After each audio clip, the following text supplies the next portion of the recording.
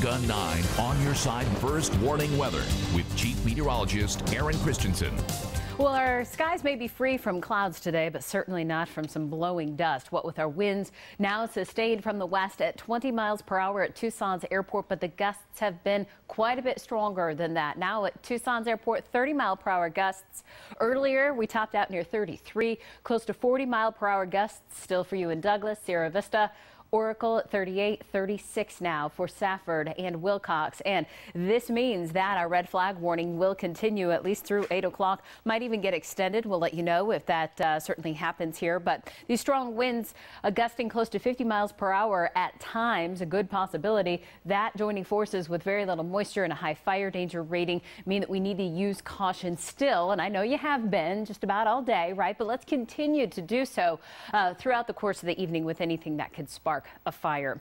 And the U.S. Drought Monitor map just released does not show good news. Unfortunately, southern Greenlee, parts of Graham, most of Cochise County now under extreme drought conditions. This middle sort of orange color that you're seeing here indicates severe drought. This does cover the Tucson area, eastern Pima County, Santa Cruz County, and then off to south central Pima and western Pima. Drought conditions are moderate, and we're really not seeing any relief in the near future. And unfortunately, drought begets drought. You start with that dry ground that only breeds heat without the benefit of that moisture evaporating to cool that air just above it. And we know well here about how warm air can hold more water, so it doesn't give a chance to dump out, meaning we don't have much chance or opportunity for rain when the air is so warm and those air molecules are just so large holding on to that moisture. So did a little research here about the last time it rained. March 9th, a blip of rain, 1/100 of an inch. The last significant rainfall, almost half an inch,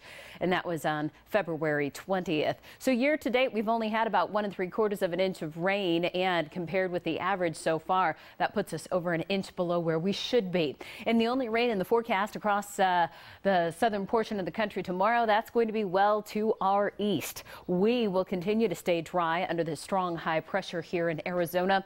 That will also keep our temperatures a little bit warmer. From the 85-degree high that we had today, we'll top out closer to 87 come tomorrow for Tucson. 84 Oracle, 80 Wilcox, 81 Sierra Vista. We're talking mid-80s for Oro Valley at 85, 87 Casa Grande, and 86 tomorrow for Safford. So overnight, we'll drop to that 55 degrees for Tucson. Still a little bit breezy through just about midnight. Expect some gusts close to 30 miles per hour. And then tomorrow it's 87 for Tucson. And not as windy. We get a bit of a break from the wind tomorrow.